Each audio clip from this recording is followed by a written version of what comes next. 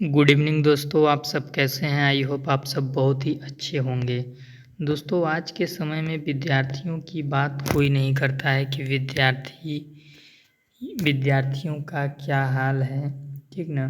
तो आज इस वीडियो में हम लोग विद्यार्थी जीवन को क्यों संघर्ष भरा जीवन कहा जाता है, ये जानेंगे। आज इस वीडियो में हम लोग विद्यार्थियों के 15 परेशानियों को जानेंगे। कितने परेशानियों को? 15 परेशानियों को जानेंगे। दोस्तों, ये थंबनेल पे जो फ़ोटो लगा हुआ है, ये फ़ोटो रोहित वेमुला का है, ठीक ना? रोहित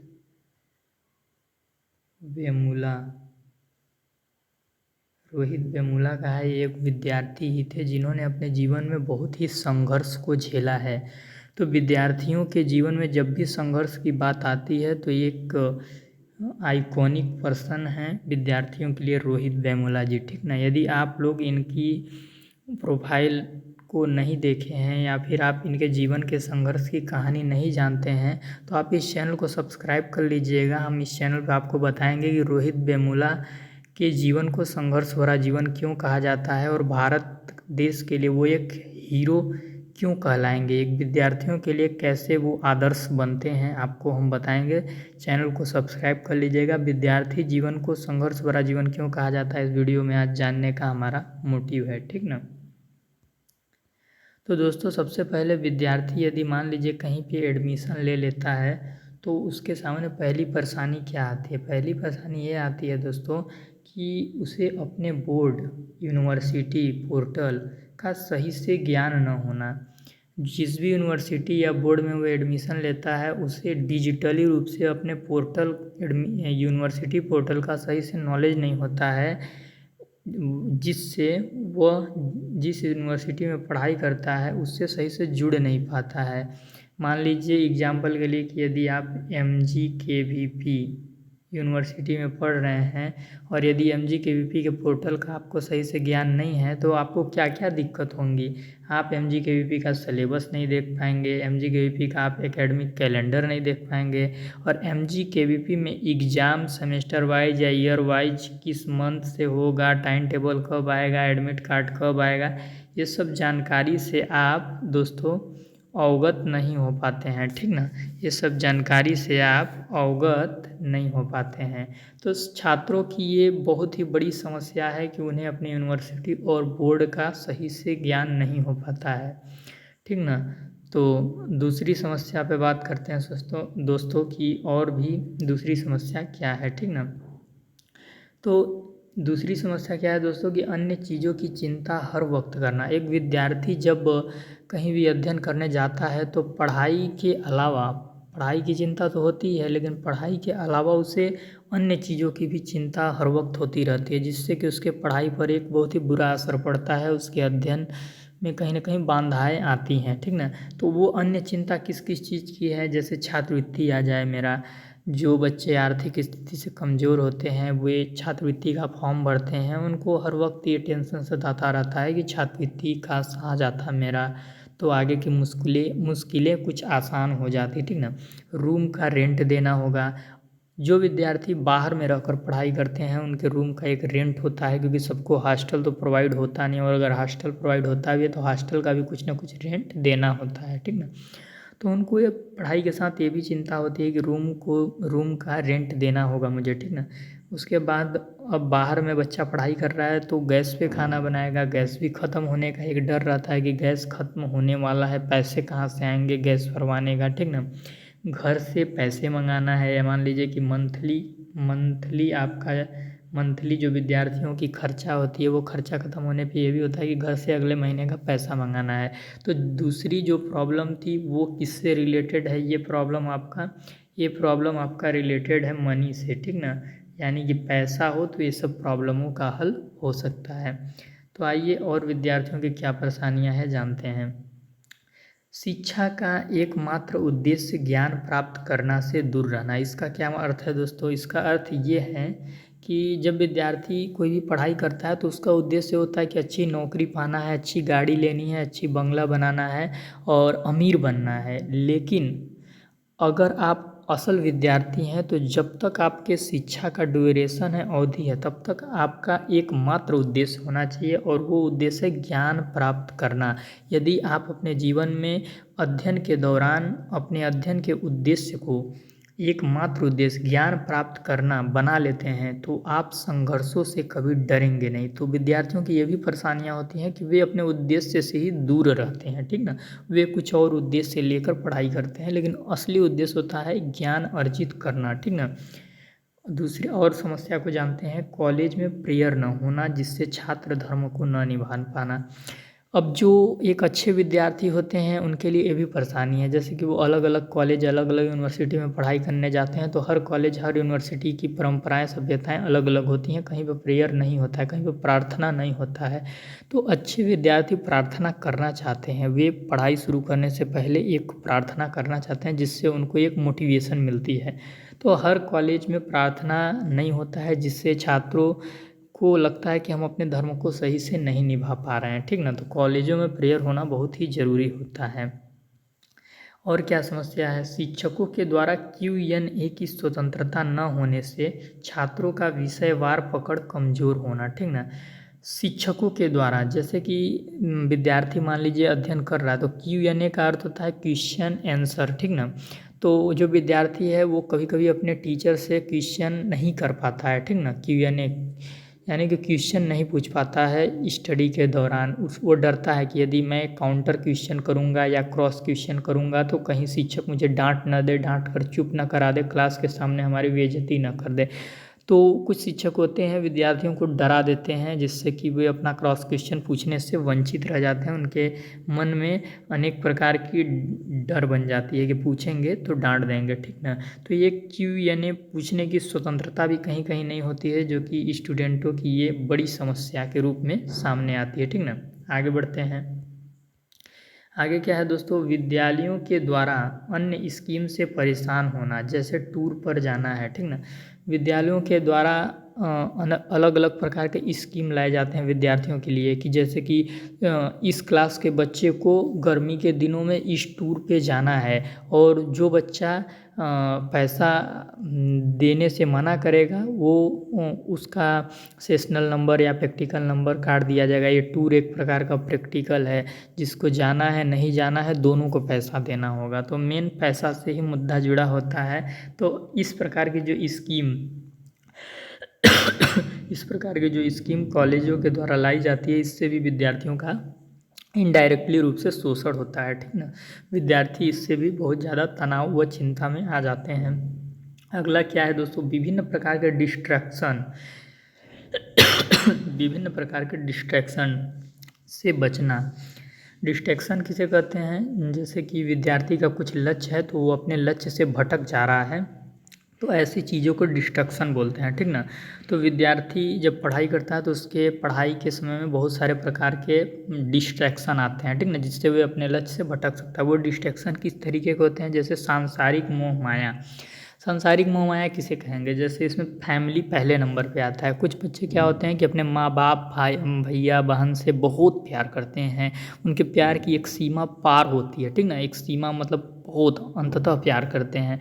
तो इतना ज़्यादा प्यार भी अपने फैमिली से करना कहीं ना कहीं विद्यार्थियों के अध्ययन में बाधा उत्पन्न करता है। बाधा कैसे उत्पन्न करता है, इस प्रकार से बाधा उत्पन्न करता है कि अगर वो फैमिली के बारे में ही दिन रात सोचता रहेगा तो फिर वो पढ़ाई कैसे करेगा। पढ़ाई करने के लिए एकाग्रता चाहिए कि नहीं चाहिए। तो सांसारिक मोह मायाओं से दूर रहना बहुत ज़रूरी है।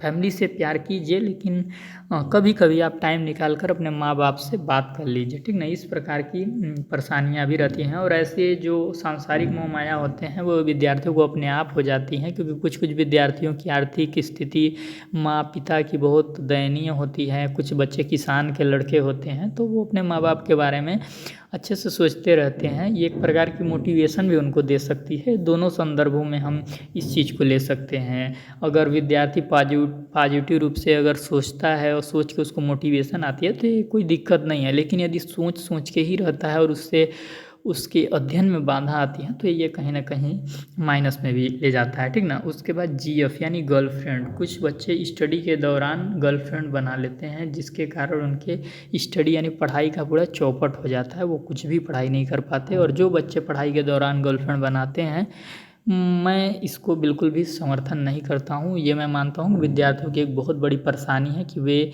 गर्लफ्रेंड के अट्रैक्शन के चक्कर में पड़कर अपने अध्ययन को बर्बाद कर लेते हैं, ठीक ना।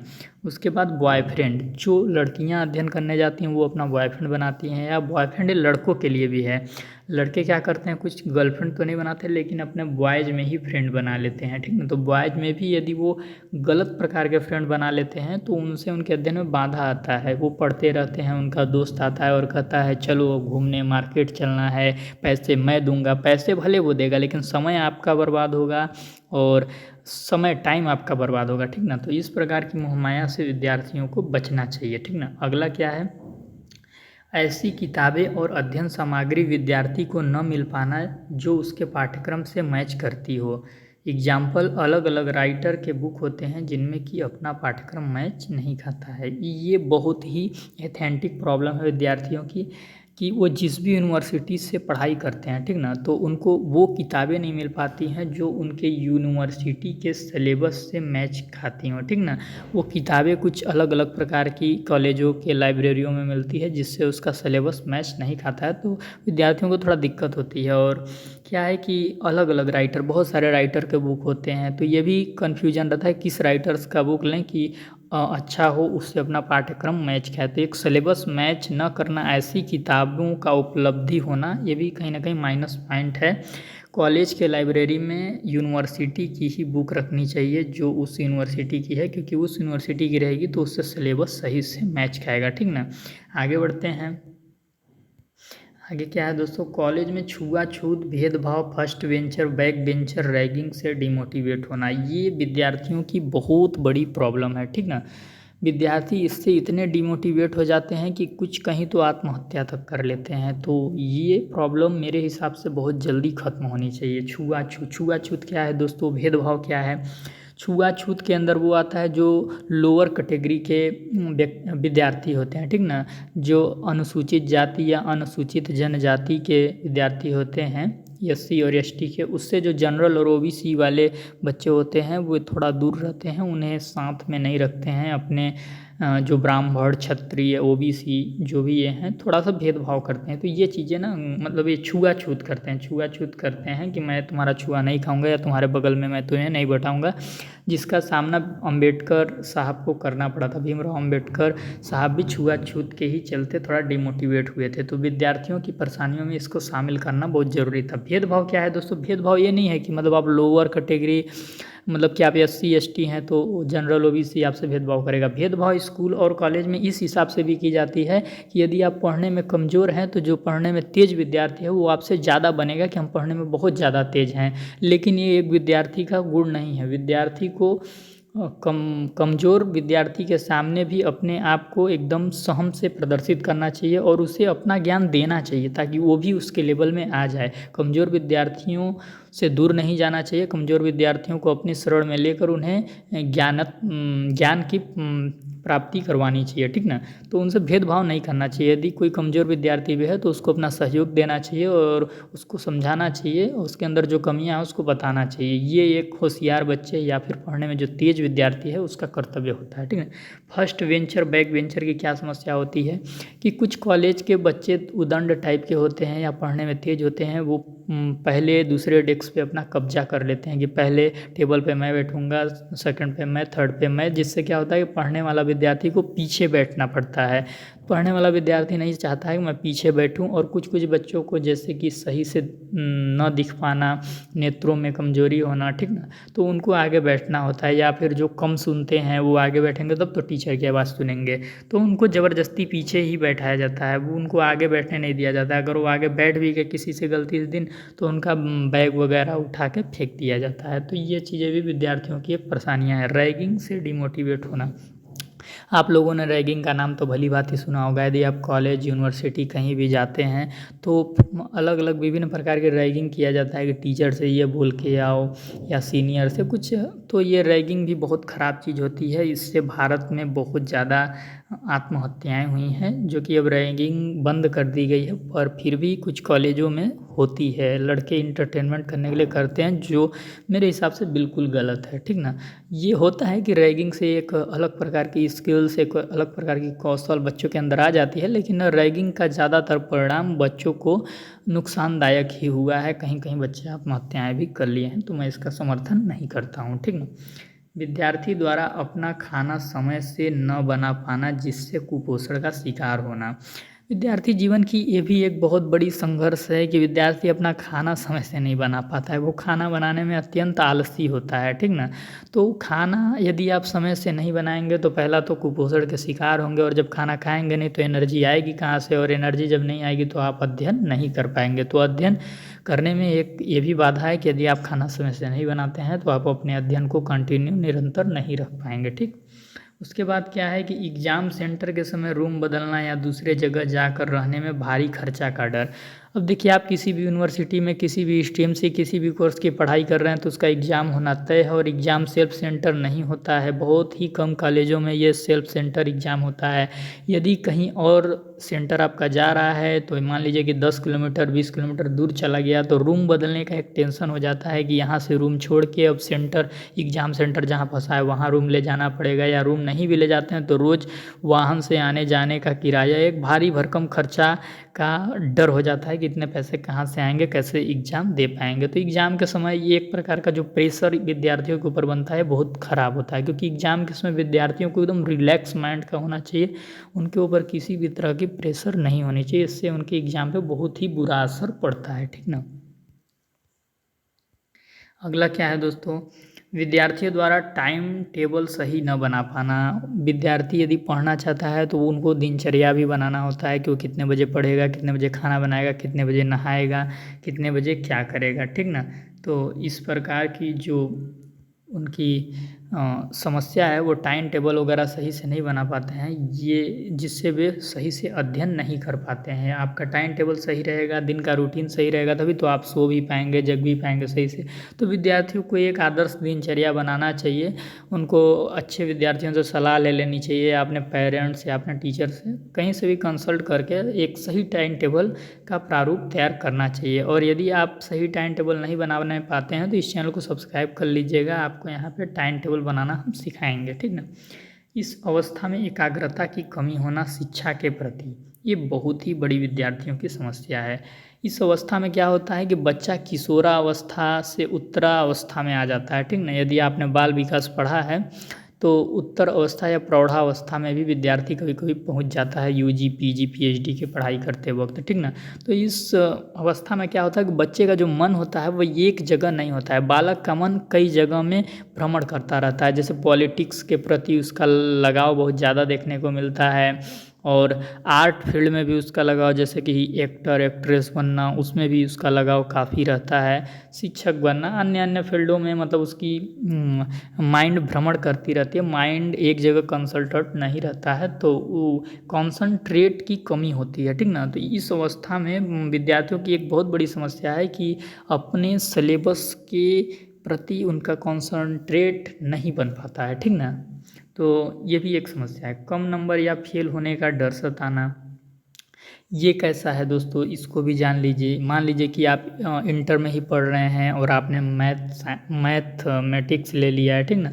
तो आपने मैथ ले लिया है, तो जो कमज़ोर बच्चे होते हैं मैथ में, उनको फेल होने का भी डर रहता है। या कोई भी स्ट्रीम की पढ़ाई कर रहे हैं, अगर कोई हार्ड विषय है, हार्ड सब्जेक्ट है, तो उसमें फेल होने का या कम नंबर पाने का डर सताता है कि कम नंबर या फेल हो गए तो फैमिली से खूब डांट पड़ेगी, फैमिली में मुंह दिखाने लायक नहीं रहूँगा, इस टाइप का डर रहता है, ठीक ना। तो अगर आप डर मन में रखेंगे तो फिर आप पढ़ भी नहीं पाएंगे, थोड़ा सा बाधा आएगा। और थोड़ा बहुत डर रहता है तो इस डर को आप पॉजिटिव वे में भी ले सकते हैं, आप सकारात्मकता में भी ले सकते हैं कि भाई डर है, पढ़ना है, अगर नहीं पढ़ेंगे फेल हो जाएंगे, तो पढ़ेंगे तो फ़ायदा भी होगा। लेकिन बहुत ज़्यादा डर ले लिए, ज़्यादा प्रेशराइज हो गए, तो फिर आप पढ़ भी नहीं पाएंगे, आपकी अध्ययन में बाधाएँ भी उत्पन्न होंगी।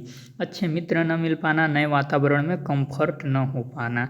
मान लीजिए कि आपने 10 की पढ़ाई कहीं और की है और अभी आपने इंटर की पढ़ाई करने किसी और कॉलेज में चले गए, तो 10 वाले में आपके बहुत अच्छे मित्र थे, बहुत अच्छा वातावरण था, आप ढल गए थे। लेकिन अब जो वहाँ 12 की पढ़ाई आप करने गए हैं 12 की पढ़ाई, वहाँ पे आपको अच्छे मित्र नहीं मिल पा रहे हैं 10 वाले जैसे, अच्छा वातावरण नहीं मिल पा रहा है।